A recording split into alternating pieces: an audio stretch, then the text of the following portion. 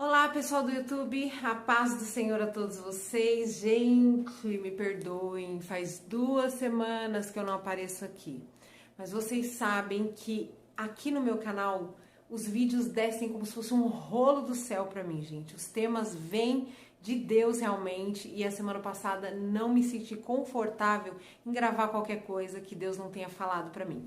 Então por isso não vim semana passada, mas hoje trouxe um vídeo que vai valer a pena você ter esperado 2 semanas para assistir. Vamos falar a respeito de aceitar a Jesus. Isso é bíblico? Não é? Por que os assembleianos insistem em colocar aquela parte do culto onde você aceita a Jesus como teu Salvador? Vamos falar sobre isso e vocês vão ficar impactados.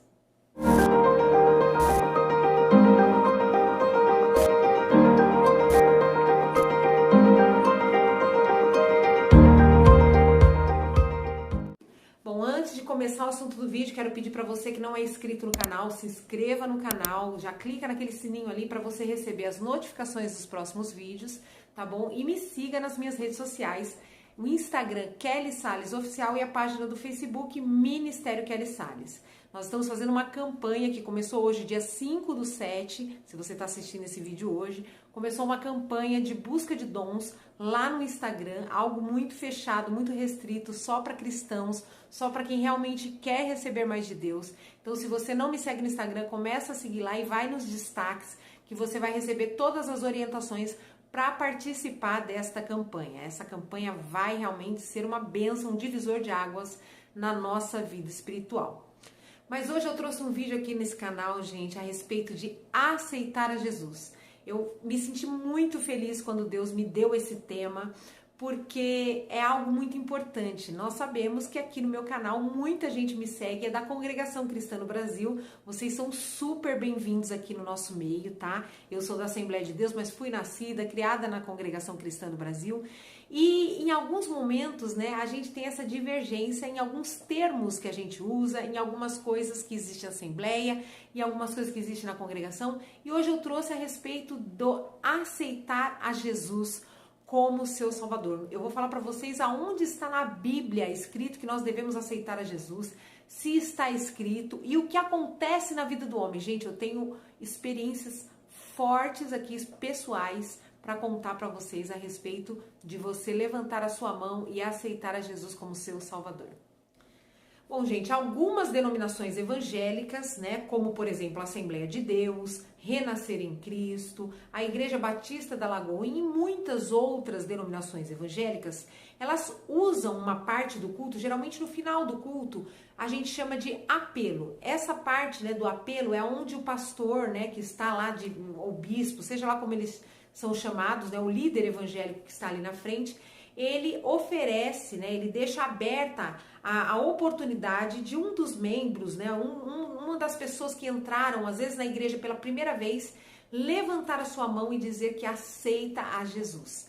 E eu já ouvi muita gente, né, de outras denominações que não tem esse costume, falar, mas isso não está na Bíblia. Onde já se viu eu aceitar a Jesus, né? Muita gente até fala assim, não sou eu que preciso aceitar a Jesus, ele é que tem que me aceitar, né? Deixa eu mostrar para vocês na Bíblia qual é o texto bíblico que fez com que nós, da Assembleia e muitas outras denominações, começássemos a utilizar esse apelo, né, para que essa pessoa seja salva. Sim, depende a salvação dessa pessoa, né? E primeiramente eu quero ler um texto que se encontra em Romanos capítulo 10, verso 9. Diz assim: porque se com a tua boca confessares a Jesus como Senhor e em teu coração credes que Deus o ressuscitou dentre os mortos, será salvo. Olha isso, gente. Esse texto em Romanos está na sua Bíblia. Pode abrir aí. Romanos 10, 9. Está escrito na sua Bíblia que se o homem confessar com a sua boca que Jesus Cristo é o Senhor da sua vida, e se ele crer no coração dele que ele morreu e ressuscitou dentre os mortos, ele será salvo, né? Esse é o primeiro passo cristão de uma pessoa que entra pela primeira vez numa igreja evangélica, salvo algumas denominações que não têm este costume. Mas não é porque você na sua igreja não tem esse costume que você pode olhar para a igreja do outro e dizer que isso não é bíblico, ou que isso não está escrito na Bíblia, ou que isso é uma blasfêmia, como muita gente faz. A palavra do Senhor diz que o homem erra por falta de conhecimento. Então eu quero que você pegue a sua Bíblia, que você abra a sua Bíblia, abra o seu coração para o que está escrito na sua Bíblia, e aí você vai conhecer um pouquinho mais de Deus e um pouquinho mais do que você deve, o que você não deve fazer, o que você pode, o que você não pode fazer. Então vamos estudar as Escrituras para que nós possamos não ser enganados por doutrinas antibíblicas que pregam aquilo que não está escrito na palavra de Deus. Em Lucas capítulo 12, verso 8 e também em Mateus capítulo 10, verso 32, né, são dois textos onde o próprio Jesus fala: aquele que me confessar diante dos homens, eu o confessarei diante de Deus.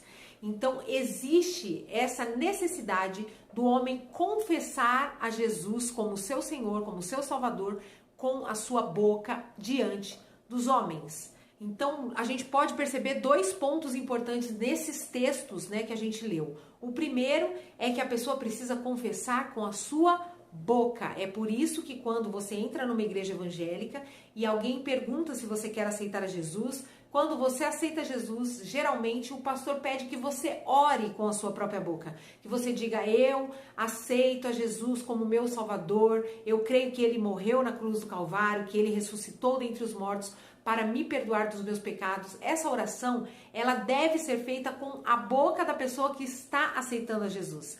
Então, muitas vezes, né, algumas pessoas que não têm essa sabedoria, no momento em que oferecem a Jesus para alguém, no momento que essa pessoa aceita Jesus, simplesmente eles oram por ela. E não deve ser feito assim.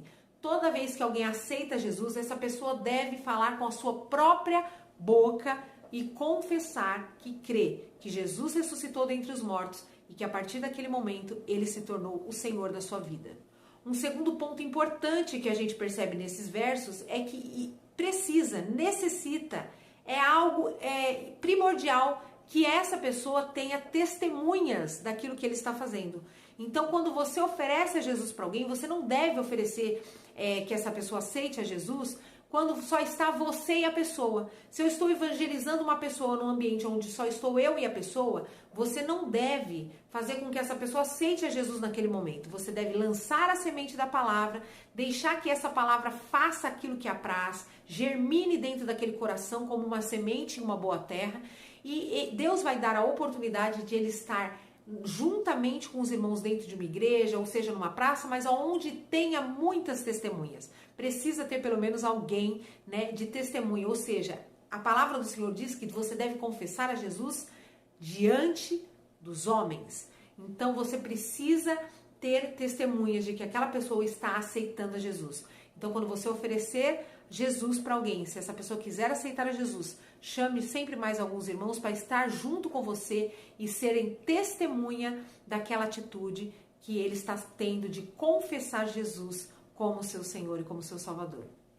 E quanto às pessoas que ainda pensam, mesmo lendo esses textos, ainda pensam que você não é digno de aceitar a Jesus, mas sim Jesus tem que te aceitar, deixa eu te explicar uma coisa. Na nossa vida cristã, né, na fé, a palavra do Senhor sempre fala a respeito de uma atitude que deve vir do homem. É isso mesmo, Deus ele é um Deus de reação. Muitas vezes Deus induz, através da palavra dele, que o homem tome uma atitude e ele vai ter uma resposta da atitude que ele tomar. Um exemplo muito forte, muito bom para a gente colocar nesse momento, é o que está escrito em Apocalipse, capítulo 3, verso 20, que é um texto muito conhecido, onde ele diz assim: eis que estou à porta e bato, aquele que abrir a porta, eu entrarei em sua casa, cearei com ele e ele comigo. Nesse texto fica muito claro que Jesus está à porta do nosso coração e ele diz: eis que eu estou à porta e bato, ou seja, Jesus ele te convida, né? O Espírito Santo ele tenta a todo momento te convencer do pecado, da justiça e do juízo, mas em dado momento desse versículo ele diz: aquele que abrir a porta, ou seja, uma atitude que deve vir do homem, né? Deus, ele já fez aquilo que ele tinha que fazer. Ele deu o seu Filho unigênito para morrer na cruz do Calvário, para perdoar todos os seus pecados. Agora você precisa tomar uma decisão. Você precisa tomar mais do que uma decisão. Você precisa de uma atitude, de abrir a porta. Então ele entrará na sua casa, ceará com você e você com ele. Gente, eu estava assistindo ontem um testemunho do Rodolfo Abranges, que é um homem cristão que se converteu do rock, né? Ele era vocalista de uma banda chamada Raimundos, e ele disse que quando ele aceitou a Jesus dentro da casa dele, umas irmãs do Círculo de Oração, é muito conhecido esse testemunho, provavelmente você já assistiu, ele disse que ele aceitou a Jesus no primeiro contato que ele teve com aquelas irmãs. Mas ele disse que ele aceitou a Jesus porque ele estava um pouco assustado, né, de ver o Pentecoste, de ver como aquelas irmãs oravam, como aquelas irmãs se movimentavam, falavam em mistério, em línguas estranhas. E tudo aquilo deixou ele um pouco assustado, né, porque era tudo muito novo. E ele disse que ficou com medo daquelas irmãs e aceitou a Jesus sem saber o que ele estava fazendo. Olha que importante, gente.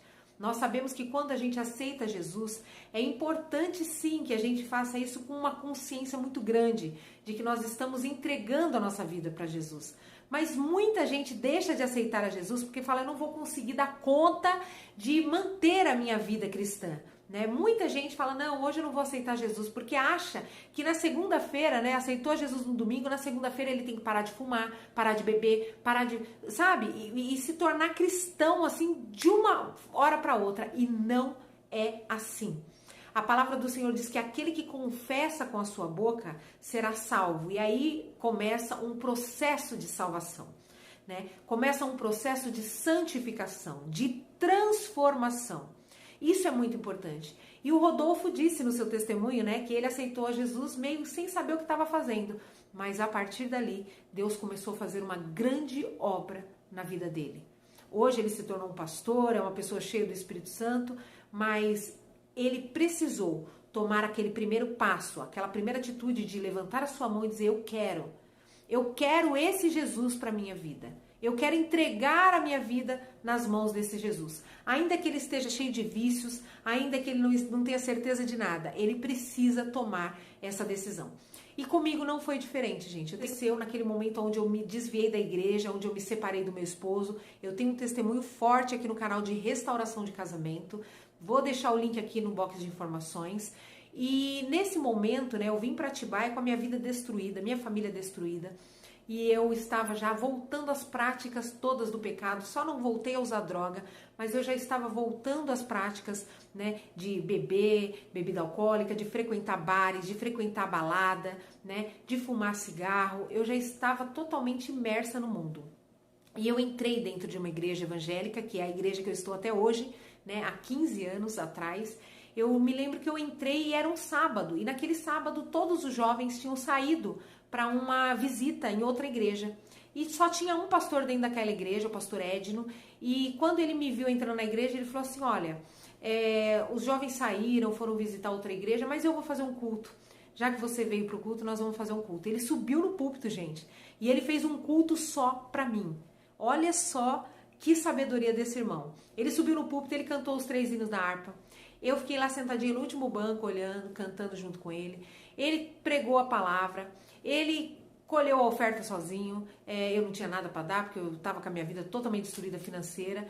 E ele fez um culto só para mim e para ele.